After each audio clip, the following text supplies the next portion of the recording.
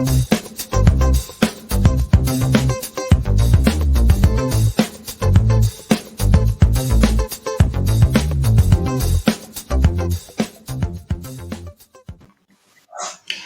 todos muy bienvenidos y bienvenidas a un programa más de Pasión por Educar, este espacio de profesores para profesores, que hoy contamos con la visita de Tania Ramírez. Por supuesto nos acompaña Alejandro Díaz, miembro del Grupo CMD, y aquí quien habla, Gabriela Cabrera. ¿Cómo están, chiquillos? Gusto de saludarlos. Muy bien, Gaby. Bien, muchas gracias. Gracias por la invitación. Feliz de estar con Tania hoy día. ¿Cómo? Feliz de estar con Tania hoy día. Qué bueno que tenemos a Tania de invitada. Sí, mira, solamente una pastillita para que conozcamos un poquito a Tania antes de conversar. Bueno, Tania, primero que todo, es profesora, por supuesto, de Lenguaje y Comunicación de la Universidad de Chile. Ella, además, es magíster en currículum y en su vasta trayectoria, porque se ve joven, pero la verdad es que tiene vasta trayectoria, se ha desempeñado en diferentes ámbitos, desde el colegio, desde la escuela, la universidad, en esta modalidad online también. Y, por supuesto, su última experiencia tuvo que ver con el año pasado, todo lo complicado que fue el año pasado, y la formación de comunidades de aprendizaje, ¿ya? Especialmente hacia el ámbito de la formación de profesores. Así que partamos con eso, pues. Tania, tenemos entendido, ¿cierto?, que el año pasado, en octubre del año pasado, comenzaste una experiencia súper enriquecedora que tuvo que ver con la formación de comunidades de aprendizaje. Fuiste facilitadora de esta instancia, así que primero que todo, cuéntanos qué fue eso, en qué consistía una comunidad de aprendizaje. Las CBA, que nacen desde una necesidad, ¿cierto?, detectada en los docentes de la educación pública por el CPIP, le pide a la Universidad de la Frontera que lleve a cabo este primer acercamiento a la CBA que no se había dado nunca así de una manera tan formal, ¿cierto?, en Chile. Y empezamos a conformar grupos de trabajo a través de facilitadores. La idea era principalmente que nosotros como profesores y profesoras solamente actuábamos como puentes, ¿sí? Y que fueran ellos, los participantes de la comunidad, quienes fueran generando núcleos problemáticos a partir de ciertas temáticas en las que ellos se inscribieron, que en general, en ese tiempo, obviamente por el contexto en el que nos encontrábamos, respondía a lo más emergente. Yo me inscribí para ser facilitadora de estrategias y metodologías para el aula, ¿sí? El aula virtual en ese momento. Y bueno, y las comunidades de aprendizaje finalmente son una especie como de escalada. Lo que buscamos ahí es la reflexión docente, que tanto esperan también muchos de los docentes, ¿cierto? El hablar en serio de educación, el poder compartir con otros pares que son diversos, porque el llamado es abierto a profesores y profesoras de educación pública de Arica a Punta Arenas. Entonces, en un mismo encuentro tenía, no sé, una profesora que trabajaba al interior en Pucón, tenía profesores de Arica, profesores de diversos lugares, sobre todo de lugares más extremos, ¿cierto? En donde esa educación no es tan ajena a aquellos que hemos impartido clases en lugares más citadinos. Tania, muy interesante.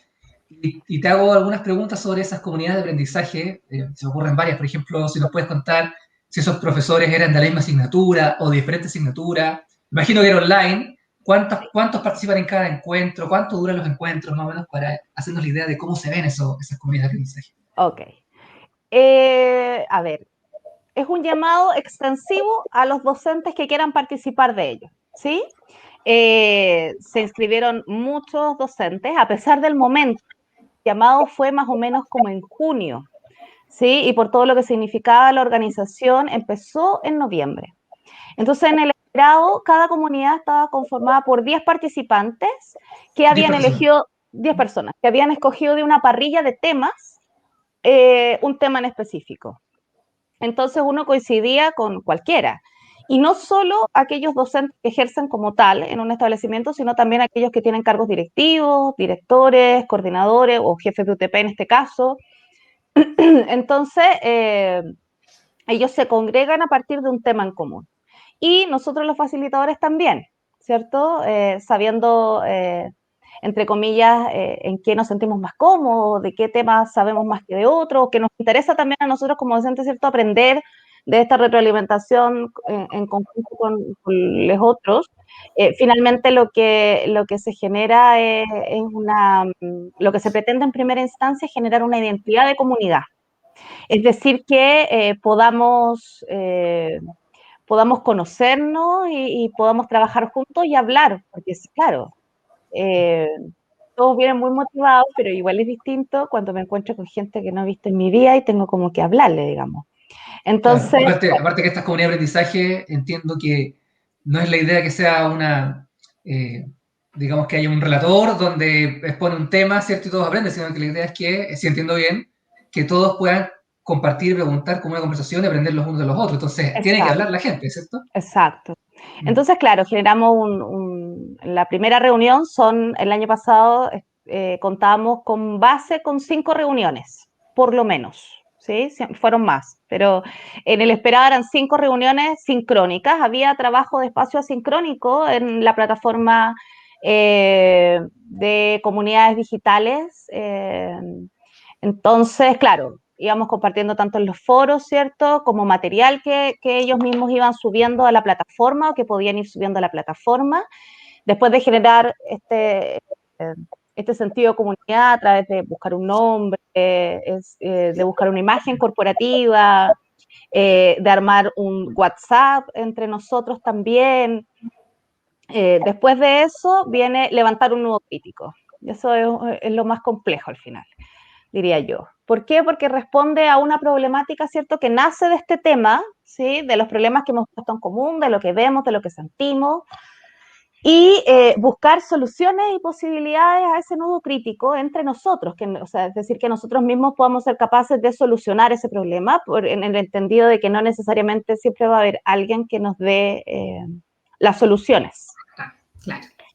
Y después evaluar si efectivamente esa solución es acorde al núcleo y cómo seguir funcionando. Bueno, y muchas de las comunidades que logramos generar en ese momento siguen siendo hoy comunidades.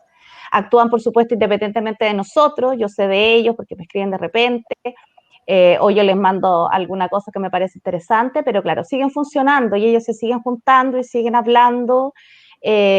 También en esta necesidad, ¿cierto?, de compartir experiencias, de ver en los otros. Y claro, el rol de facilitador es justamente no intervenir. Yo no le digo, bueno, esto es una estrategia, se utiliza de esta manera, sino que el modo de intervención del facilitador es mostrar sin intervenir. Por ejemplo, podía empezar una sesión sincrónica de estas que yo te mencionaba. La primera me acuerdo en todas las comunidades que tuve a cargo, tuve 4.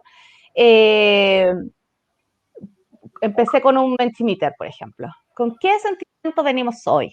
Entonces, ¡ay, qué es esto! ¿Te fijas? Entonces uno iba generando finalmente que fueran ellos los que fueran tomando la iniciativa, como anoté esto, que usted estuve viéndolo y lo ocupé. ¿Sí? Lo mismo con cualquier herramienta. Entonces, de una u otra forma también, lo que se espera al final del día es que esa reflexión que se va generando, ¿cierto?, en la conversación, uno desaparezca un poco como facilitador. De hecho, hay algunas reuniones sincrónicas en donde uno le pide, por ejemplo, a quien ya ha observado que tiene más soltura, que tiene más manejo, que la lleve él, que la dirija ese participante. Fija, porque Tania, somos, ¿sí? perdona, termina nomás. Que en ese sentido se entiende que todos cumplimos el mismo rol al final del día. Estoy ahí como para que funcione la llamada. Fíjate, esa es la idea, que al final de yo desaparezca. Tania, y bueno, en ese periodo, ¿cierto? Si tuvieras que, porque una vez que terminaba el proceso, tuviste, empezamos aquí, terminamos acá, probablemente, ¿verdad? Independientemente del lugar donde provenía cada participante. a ti como facilitadora, ¿qué sensación te queda respecto del aprendizaje de estos profesores en el área que más encima tú aquí estabas facilitando, que era el tema digital, básicamente, ¿cierto?, de herramientas y recursos? ¿Cómo fue ese salto? ¿Te encontraste con algunos baches en el camino? ¿Fue más fácil quizás para los profes más jóvenes? ¿O desmitificamos y tal vez aquí los profesores con más experiencia agarraron muy rápido? ¿Cuál fue tu sensación? Claro, el proceso, esto es como paso, comunidad, núcleo, soluciones, evaluación de las soluciones, es súper recursivo porque a veces estamos en la solución y nos damos cuenta que el nudo no sirve, entonces hay que hacer el nudo de nuevo y ahí de vuelta. Pero yo creo que, o sea, mi sensación hoy, y me llamaron esta semana también porque se inicia otro proceso de comunidades virtuales, y dije al tiro que sí, es una sensación de cuánto nos falta finalmente, ¿cierto? Y de simplemente en ese apoyo con otros podemos encontrar esas soluciones. Hay muchos docentes que son, yo diría, los que tienen más complicaciones, no porque no quieran, no porque no intenten, sino porque se encuentran en lugares de Chile en donde no hay conexión.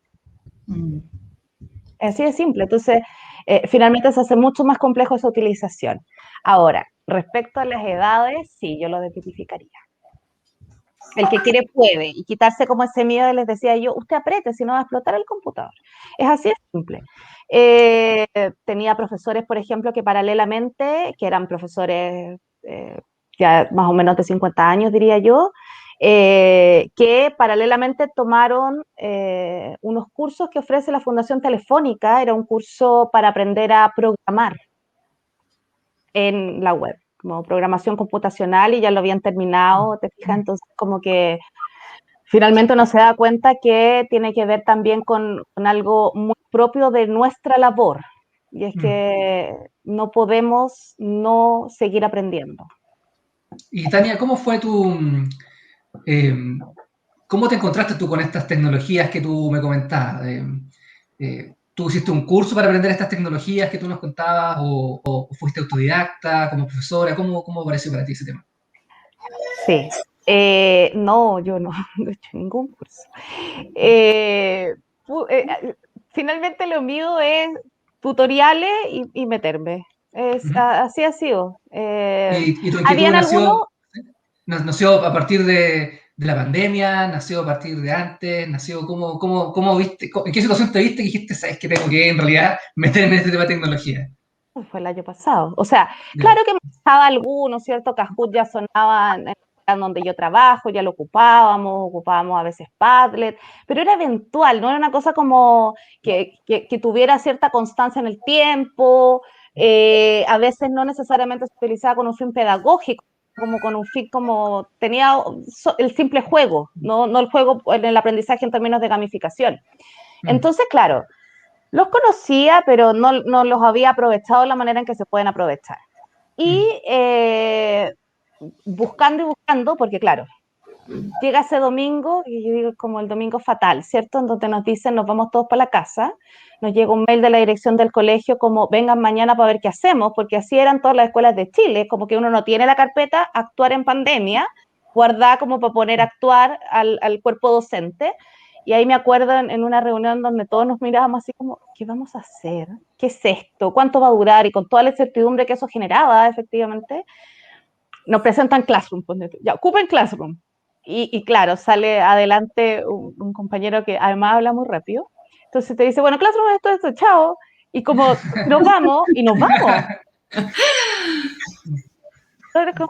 Okay. Entonces, claro, en un momento era como, vamos a mandar una guía, y yo decía, yo no puedo estar mandando guía eternamente, porque ¿dónde queda el contacto como estudiante? O sea, la guía se la pueden haber copiado entre todos. ¿Cómo corroboro que hay aprendizaje real? ¿Cómo corroboro, cómo encuentro a aquellos que necesitan que los ayude? Ya. Entonces, desde esa perturbación personal por el aprendizaje de mis estudiantes, empecé con los tutoriales de Classroom y encontré a un español muy bueno, que hoy por hoy es como famoso en YouTube. Me vi todos los tutoriales y se... Menciónalo para que lo pongamos en los comentarios del link. Buen No me punto. acuerdo, pero después te Pero lo busco. después me lo mandas, después me lo mandas, sí. Que no me acuerdo, sé que es solo un español muy joven. Y ahí empecé y seguí viendo sus tutoriales, porque además, claro, Classroom, Meet, y luego estrategias para el Meet, que era más o menos la plataforma que pensábamos utilizar, porque el colegio tiene comprado ciertas señas con Gmail en torno al correo del establecimiento. Entonces, ya, seguíamos con Meet. Nunca en la vida había ocupado Calendar. ¿Sí? O sea, yo confieso todavía, a pesar de todo lo que sé, lo que me manejo, yo mi cuaderno es una cosa, el papel y el lápiz, una oración para mí. Pero nunca lo había ocupado. Entonces, ¿qué es Calendar? Entonces, claro, fue tutorial tras tutorial. En un momento le digo a un compañero con el que comparto, y bueno, y compartía también el año pasado niveles, digo, yo no puedo no hacer clases. Entonces, si no puedo hacer todas las clases que tengo que hacer, por último, llamemos a los 120 de un nivel y démosle algunas señas de algo. Pero no podemos seguir en esto porque además me voy a volver loca corrigiendo pruebas. O sea, pruebas, guías. Yes, claro. Y así empezamos. Hicimos algunas clases a la semana por niveles, segundos, terceros y cuartos medios. Después ya el colegio, todo esto en marzo. El colegio manda un horario después de estas vacaciones de invierno en abril 2020 y empezamos con clases de 60 minutos, entonces además había que programar y adecuar experiencias de aprendizaje a 60 minutos. No eran 45, no eran 90, para alguien tan estructurado como yo eso era una locura. Entonces, empezar a diseñar nuevamente estrategias de aprendizaje, porque hacer clases online, sincrónicas, no es hacer clases presenciales. Exacto. Entonces, Claro. Desde esa conciencia, yo hago lo mismo que hago en la sala. Eso es irrisorio, uno no hace lo mismo que hace en la sala. ¿Qué cambió para ti como profe online, esa experiencia online de hacer clases online? ¿Qué es diferente para ti de hacer las clases físicamente presencial? Bueno, lo primero tiene que ver con el contacto visual con los estudiantes. Porque, claro, trabajo con adolescentes, entonces el lograr que ellos prendan la cámara es todo un desafío y no pasa. Yo tiré la toalla con eso. Entonces pasan algunos casos, algunos que como que a uno les da pena un poco y prenden la cámara así como ya, porque está solo, hablando ahí. Eso es lo primero. Porque claro, uno, por ejemplo, en la dinámica de una conversación oral, ¿cierto? Uno les dice, ok, ¿entendimos esto? Y tú vas a ver esto. O va a haber un cabrón que te está mirando raro, entonces tú dices, ok, voy a tener que volver. Entonces, volvamos. Y lo retomas, ¿cierto? Solo a través de esa conexión visual con el rostro que te está diciendo, ¿sabes que te entendí todo? Y tú le ves la luz que le sale o no entendí nada. Luego, porque en presencia, un estudiante que tiene una duda, por ejemplo, en el momento que no se sienta a pasar la lista y los tiene trabajando, se acerca a ti, se acerca al banco, profesora, no entendí lo que hay que hacer. Porque, claro, obviamente tiene más reticencia a levantar la mano y decir, no entiendo. Puedes ver, por ejemplo, en el caso de un profesor jefe o profesor tutor, si hubo algún problema, solo viéndolos. Si alguna de las niñas estuvo llorando en el recreo. Esas son señales que uno ve y a partir de las cuales uno puede actuar rápidamente. Entonces, eso ya no está. No está tampoco, perdón, al revés. Está, yo creo que es una, entre comillas, de las ventajas de utilizar Classroom, no la clase sincrónica, sino que en la utilización de Classroom, que uno, a la vez que los estudiantes van contestando, no puede ir viendo sus respuestas, que no pasa nada. En aula muchas veces, muchos se quedaban, ¿cierto? Sin tener retroalimentación directa como, muy bien, o cambia esto porque no está tan bien. Porque o no alcanzabas a revisar, o porque te quedabas conversando con otro, o apoyando a tu estudiante, entonces en realidad uno tampoco hace una revisión de cuaderno. Entonces Classroom permite tener esta visualización completa de aquellos que sí están trabajando en clase, de aquellos que no lo están haciendo, o de aquellos que sí lo están haciendo, pero por terminar rápido no lo hacen también como podrían hacerlo. Entonces, claro.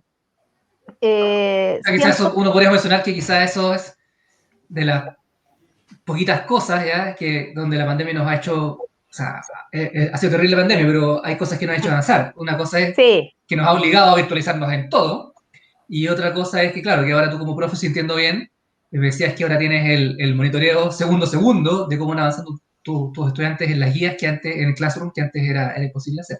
Con todo lo otro que ha cambiado quizás no para ello. O sea, sí, yo creo que es una de las herramientas que hay que mantener, de todas maneras, en la medida, por supuesto, que las escuelas puedan dar acceso a sus estudiantes a Internet para entrar a Classroom. claro, Y tú lo ves ¿Sí? que sea pero al tiro de la palabra, Gaby, te meto la cuchara.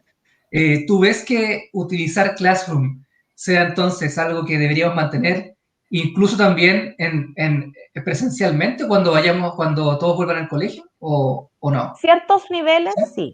sí. Mm, Porque claro, no lo puedo hacer con los más chiquititos en adquisición de la escritura, por ejemplo, donde tengo que monitorear escritura hasta cuarto básico porque tengo que ver cómo avanza, en ocupar el carril, en ocupar los márgenes, estas cosas que tienen que ser necesariamente hechas a mano. Pero en otros niveles, la utilización de Classroom como cuaderno virtual es maravilloso.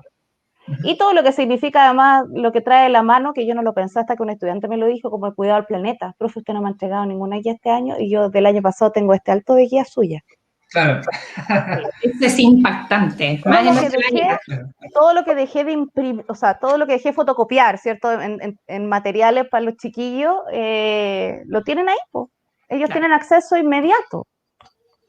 Oye, yo tengo, bueno, a propósito precisamente de esto, yo estaba aquí pensando que aquí yo creo que hay un antes y un después que se marcó, ¿ah? O sea, con lo que nos cuenta Tania en esta experiencia en las comunidades de aprendizaje, esta exigencia que se instaló el año pasado, que si no te subías en el fondo, tus estudiantes también quedan a la deriva, tú como profesor también quedas como con un compromiso, ¿cierto? No solamente con tu institución, sino que contigo mismo de formación. Tengo la sensación de que esto ya cambió, o sea, entramos a realmente la educación del siglo XXI, al parecer, ¿ya? Pareciera que nos acercamos un poquito más, de por lo menos lo que teníamos hasta el 2019. Y ojo que ya avanzamos el 20% del siglo XXI.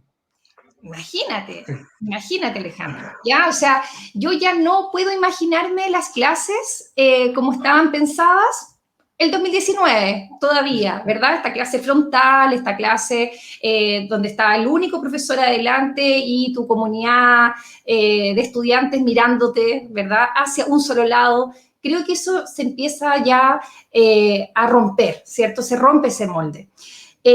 Sin embargo, a mí me gustaría saber, Tania, con toda esta experiencia que has ido adquiriendo, ¿cierto? ¿Qué pasa con el aprendizaje? Porque tú decías Classroom, ¿cierto? Que es la herramienta que tú utilizas, yo también. Nos ha brindado una oportunidad. Tenemos ahí la visión precisa respecto del desempeño de cada estudiante, quiénes están constantemente trabajando, quiénes no. Pero se han perdido algunas cosas, ¿verdad? Que son muy relevantes a la hora de comunicar, pensando que la educación es un acto comunicativo. ¿Qué ha pasado con el aprendizaje? ¿Cuál es tu diagnóstico al respecto? Siento que, bueno, volviendo, tomando un poco tus palabras, claro, la escuela desde su inicio era lo que conocíamos como escuela hasta hace un año atrás, ¿cierto? Eh, Niños mirando hacia adelante y al profesor hablando, ¿cierto? Pero, y es una escuela que se ha mantenido absolutamente impermeable a los cambios del tiempo, si uno puede entrar todavía a escuelas en Chile y siente como está en el siglo XVIII. ¿Cierto? En términos visuales, son escuelas que están desarraigadas un poco de la realidad también. Entonces, y que ha ido cumpliendo funciones muy diversas, porque no es solo una institución en donde uno educa y por tanto los niños aprenden, sino que es un lugar de contención familiar, es un lugar en donde yo puedo dejar en mi caso, a mi hija, ¿cierto? Y sé que va a estar bien durante ese tiempo y yo puedo trabajar tranquila durante ese tiempo. No me gusta a mí el concepto de guardería, ¿sí? Pero la escuela nos permite, sobre todo a las mujeres, poder trabajar tranquilas. Por eso no me gusta el término guardería. Siento que es un aliado. Eh, pero, eh, pero esa escuela no ha cambiado sus cimientos todavía. Entonces, claro, por ejemplo, lo que me decías en un principio, esta idea de evaluar significativamente y el tener evaluaciones reales, verídicas del aprendizaje de los estudiantes es muy difícil. Es muy difícil en torno a la forma en la que se concibe la evaluación en Chile y en torno a cómo los padres y apoderados conciben la evaluación en Chile, porque es una calificación, no es el aprendizaje. Es una prueba. Claro, y que tiene nota, y esa nota tiene que estar entre 6 y 7, para la mayoría de los padres en este país. Y el cómo lleguemos a 6 y 7 da exactamente igual. Te digo, desde primero básico hasta cuarto medio. Entonces, claro, siento que es necesario cambiar el engranaje, que la nota deje de ser el fin de la educación. Siento que no tiene ningún sentido, por ejemplo, que los niños pasen de un sistema tan maravilloso como es preescolar a un sistema de calendario de prueba en marzo primero básico. Claro, un cambio drástico ahí. No tiene ningún sentido, no hay ningún modelo de transición, ¿cierto? Ahora, no hay ninguna escalada. Y a medida que uno va subiendo en los ciclos, lo único que se gesta a partir de esta idea de lo importante, te voy a tomar una prueba. ¿Sí? claro. Lo importante de ese calendario de evaluación no es la nota, sino lo que yo aprendo y el amor que tengo por ese aprendizaje, o la conciencia, en otros casos, que tengo sobre mi propio aprendizaje. Pero en la medida que no se sienta como un fin en sí mismo. Yo creo que ese es uno de los problemas que se sigue manteniendo. Yo no puedo hacer, y porque además el sistema evaluativo en Chile, en términos generales, ¿cierto? Como diagnóstico integral de aprendizaje, CIMSE, la PDT hoy, o la PTU, como quieran, son sistemas que finalmente sirven de control de un aprendizaje, y a eso ya nos lleva a anterior, ¿cierto? A una concepción del currículum que es en torno a la calificación, que no necesariamente está enganchado con las asignaturas en la realidad del aula, ni siquiera con sus programas en específico, como en mi área, por ejemplo. Ahora bien, por un lado, claro, está todo lo que tú dices, ¿cierto?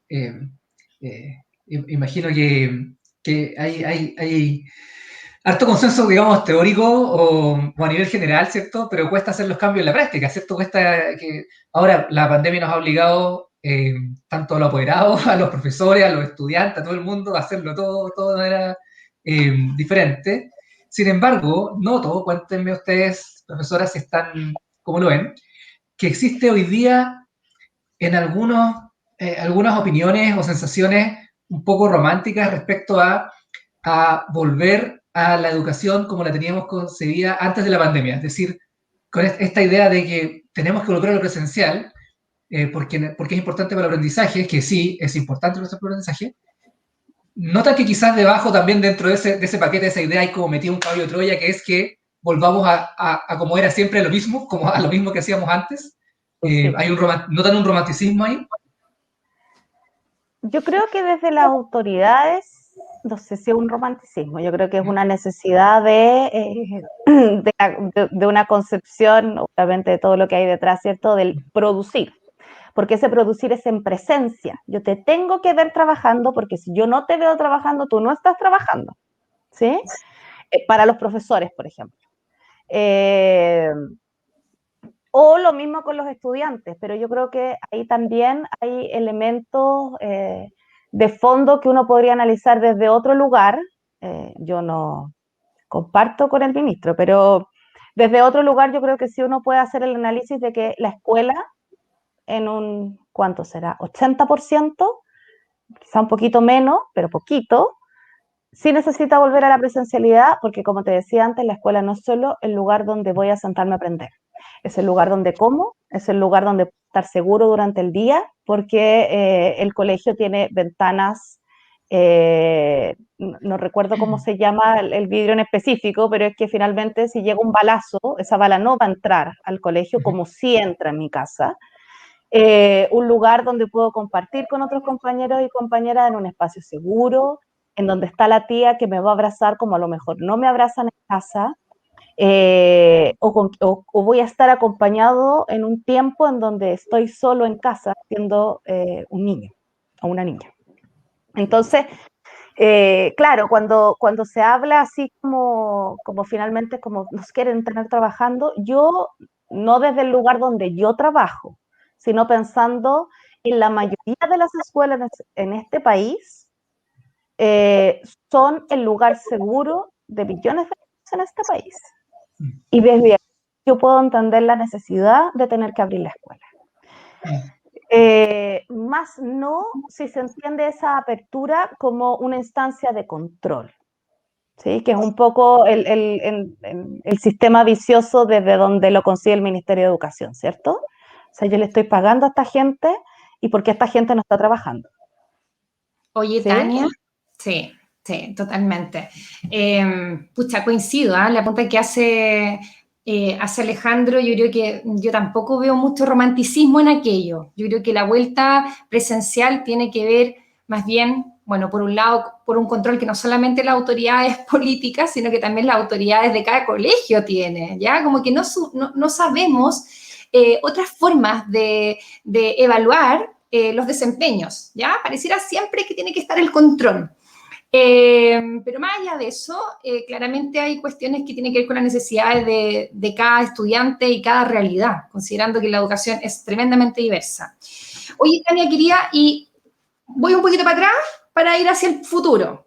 En esta experiencia, porque ha sido, yo creo que de lo malo uno saca lo bueno, ¿cierto? Creo que te ha tocado sufrir como profesora en pandemia, con tus estudiantes, en tu realidad escolar, como mamá, sufrirla y pucha, pasarlo mal, me imagino, harto estrés, harto dolor de guata. Pero también te tocó estar en un espacio privilegiado que te permitió mirar otras experiencias, ¿cierto? Que fueron estas comunidades de aprendizaje con docentes de diferentes lugares del país. ¿Qué oportunidades crees tú que nos está dando este escenario actual? Las herramientas tecnológicas que tú nos mencionabas, por ejemplo, el dominio y el uso de aquello. ¿Qué oportunidades, o te cambio la pregunta, qué experiencias tú hoy día podrías compartirnos? Yo creo que de las oportunidades, o sea, pensando en oportunidades, yo creo que, claro, soy una fiel creyente de que si lográsemos que todo el país tuviese una conectividad óptima, y que las escuelas un poco también funcionaran en torno a esas posibilidades, otro gallo cantaría, porque el que la escuela sea desigual hoy, ¿cierto? Porque unos niños sí pueden acceder a clases por el año, otros no es solo de hoy, es de siempre. No sé, recuerdo estos programas, ¿cierto? Muy ocupando la palabra que ocupaba Alejandro hace un rato, muy románticos, como el niño que cabalga bajo la lluvia durante hora 30 para llegar a su escuela rural. O sea, a mí me parece terrible. Horrible. O sea, eso no tiene nada romántico, porque alguien no hace ahí algo, si es cosa para pavimentar un poquito y hacerle un camino a esos niños para que vayan a su escuela. Entonces, claro, la desigualdad en términos de la escuela, entre la escuela privada, la escuela pública, la escuela subvencionada, entre la escuela citadina, la escuela rural, siempre ha estado presente. Y creo que es un momento para un poco que las autoridades, entendiendo, ¿cierto?, que los docentes sí quieren hacerlo, puedan accionar y reaccionar ante los requerimientos que esto implica. ¿Sí? Lamentablemente no todas las oportunidades refieren a los docentes, lamentablemente. Entonces, creo que desde allí uno pudiese generar espacios que vayan acortando la brecha. ¿Sí? Una brecha que se sigue manteniendo, lamentablemente, tiempo después, ¿cierto? En donde si, por ejemplo, a una determinada comuna no llega una fundación, como muchas en este país, ¿cierto? Que un poco más allá de lo que uno pudiese hablar en contra de ella, genera efectivamente aprendizaje y rompe como el círculo de la pobreza, como por ejemplo, ¿puedo nombrarla? Sí, dale, sí, por supuesto. Como la Fundación Belén Educa, por ejemplo. Y el Estado cumpliese ese rol Sí, pues es un Otro tremendo gallo trabajo. cantaría. Ujú. ¿Cómo? No, tremendo trabajo que hace la fundación. Claro. Súper Entonces, bueno. porque lo que tenemos ahí es que lo primero que necesitamos para poder entrar en serio, todos, no un grupo privilegiado a la escuela del siglo XXI, es eso, que es el mínimo hoy día, Mm. ¿sí? Como Buenísimo. como emparejar la oportunidad. cancha, ¿no? Es una oportunidad para Sí, emparejar la cancha. absolutamente, absolutamente. Ha puesto en el escenario, en el fondo, dónde están las mayores dificultades que uno piensa ingenuamente tal vez, son relativamente sencillas, ¿verdad? Y que acortarían un poquito la brecha que hoy y que hace mucho tiempo se sigue manteniendo. Sí, porque por Alejandro, ejemplo, a mí que me encanta el tema de tecnología y educación, teníamos antes un diagnóstico que estaba mitificado, que era que todos nuestros establecimientos tenían conexión a Internet, por lo tanto todos nuestros estudiantes estaban conectados a Internet. Y eso durante la década de los 2000 antes del 2019 era un dato que todos teníamos por dado. El problema era que, claro, los estudiantes se podían conectar a los colegios porque tenían sala de computación, pero no en la casa, ¿ya? Como vemos ahora, ¿cierto? Y además, otro dato es que lo veo en los colegios, también en algunos colegios, es que, claro, en el colegio antes del 2019 tiene conexión a internet y funciona bien, se puede conectar a una sala de computación, pero anda a conectarlos a todos al mismo tiempo, que es lo que pasa ahora también. Cuando en el momento que se volvió a la modalidad híbrida, claro, se necesita que todas las salas estuvieran conectadas con sus estudiantes de la casa y colapsa la red. ¿Ya? Entonces ahí necesitamos también hacer una inversión fuerte en conectividad también, ¿cierto? A mí, ¿yo puedo hacer otra pregunta, Gaby? sí, Eh, Alejandro, por favor. eh, eh, claro, me gustó, volviendo de atrás y al futuro también, me gustó mucho lo que comentaba Tania respecto a estas etapas de creación de comunidades de aprendizaje entre los profes, ¿cierto? Donde se parte por crear una identidad, que difícil es crear una identidad, ¿cierto? Una identidad con cosas tan concretas como decía Tania, como que el grupo asigne un nombre a este grupo, ¿cómo se va a llamar? Que el grupo seleccione una imagen icónica y que cree un WhatsApp. Yo lo dejé anotado, o sea, son 3 pasos para crear y que tiene un grupo súper táctico. Me pareció súper bueno. Identificar este nuevo crítico, evaluar soluciones y luego el facilitador se me parece súper bueno.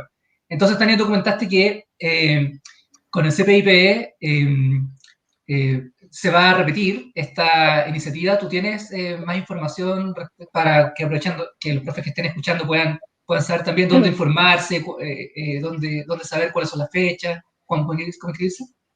No tengo certeza si ya se habrán cerrado las postulaciones. CPIP igualmente, igual que la UFRO, comenzaron ya, creo que, no mal recuerdo, a principios del mes de marzo, como con la invitación, ¿cierto? Que fuesen parte de estas comunidades virtuales. Pero un poco porque el año pasado fue muy complejo explicarles que esto no era una capacitación. Entonces ya con antemano diciendo como, esto no es una capacitación, es una comunidad de aprendizaje. Hay muchos inscritos, comenzamos esta semana, como te decía, me hicieron el llamado, tuve ayer la primera capacitación, empezamos la semana del 26. Y tiene una extensión de más o menos unas 4 semanas, es decir, de 2 meses, en los que tenemos que generar obviamente todos estos pasos, añadimos más, bueno, una serie obviamente de mejoras al proceso, que fue lo que fuimos observando también, de evaluar el proceso anterior, que era el primero que se lanzaba, así que empezamos ya a final de con nuestras comunidades y esperando que efectivamente se transforme en un espacio que se pueda ir replicando continuamente en todas las escuelas de Chile, no solo aquellas que están asociadas al CPIP. Oye, Tania, bueno, te queremos agradecer tu tiempo, la buena onda con la que nos has compartido de manera muy generosa todas tus experiencias, pero no nos podemos ir sin antes preguntarte. Déjanos un dulcecito, ya que yo aquí ya te veo como experta, ¿eh? Para mí eres experta en el tema de herramientas tecnológicas y recursos.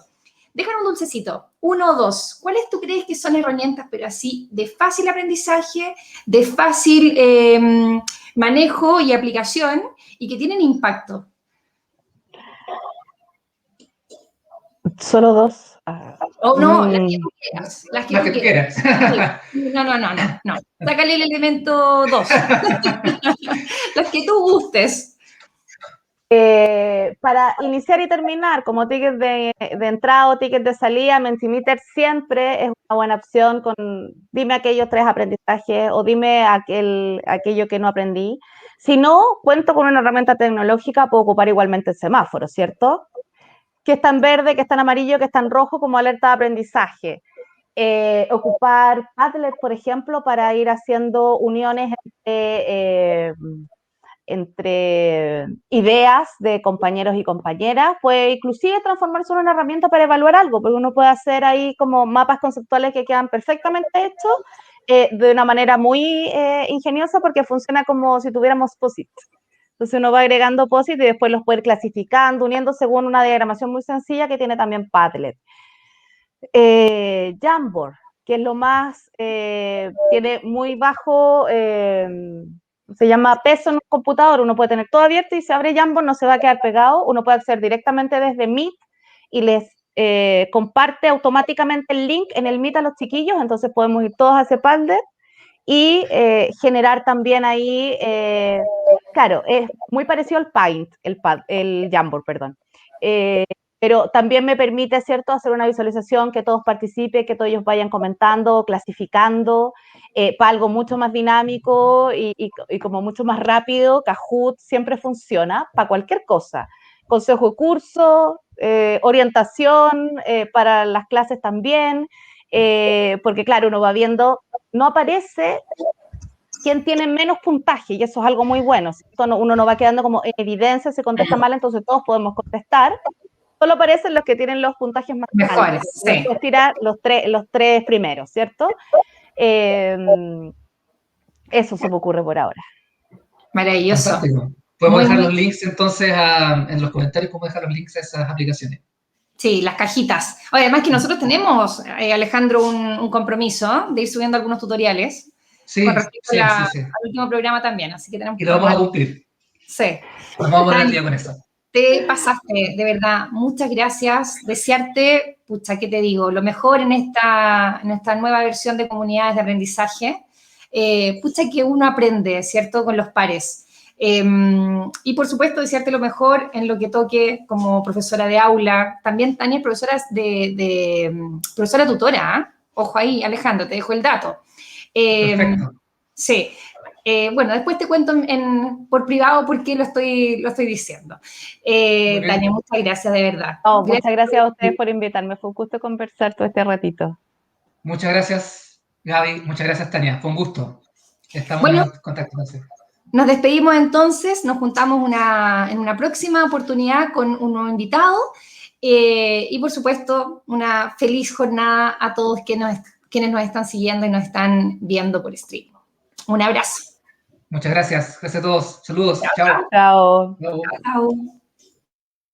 Chao.